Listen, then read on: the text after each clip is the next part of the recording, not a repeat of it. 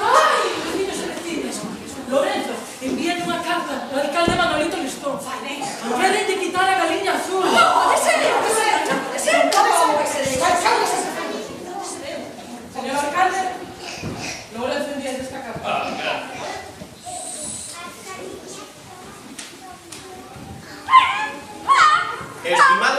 alcalde Manolito Listón.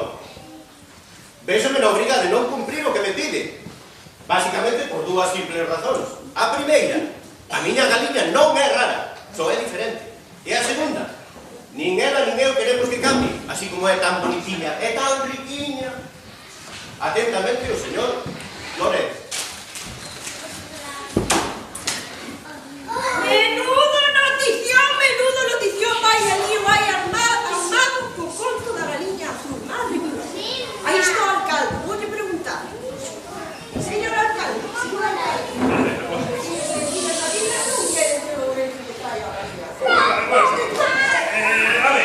eu fago polo ben de todo.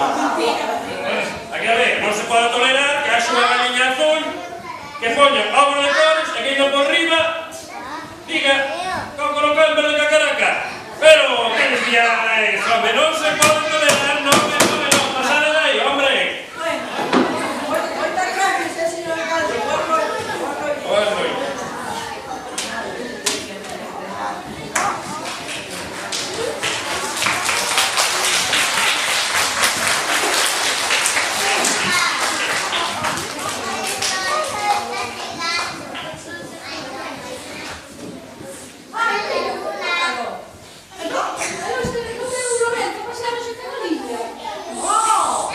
Desde que foi o do alcalde leva 5 días sin aparecer por aí. Meu pobre, está tan triste, non levanta a cabeza, A min dixeron, hai que falar non son, pero a min dixeron, conta, que quere pintar de blanco, de a galiña azul, ben blanquiña, Ai, pero pobre. dixeron non.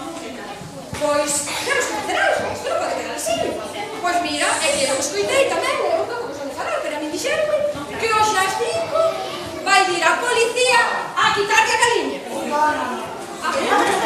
Non teño medo. Conta. E si quedamos ás 5 todos diante da casa de Lorenzo, e pintamos todas as galiñas de azul. Pero espera, todas as galiñas de azul con 5 plumas vermellas. Que boa idea! Que boa idea! Xa está,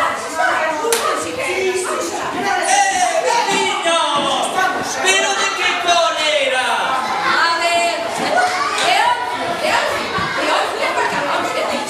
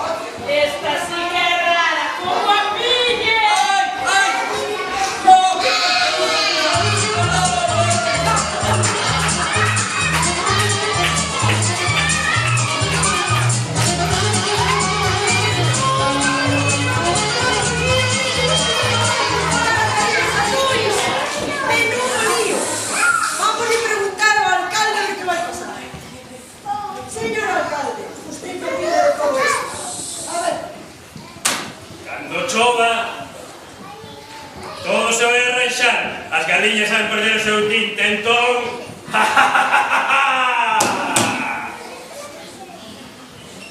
Pero polo de agora, aínda é verán, e o calor vai durar moito. Así que, mentres tanto, vou aproveitar para ensinarle a todas as galiñas a decir cocorocó. E así, nadie as vai distinguir. Aínda que vos, que sodes moi listos, sabedes o que tedes que decir para saber cal é a galiña azul? Caca!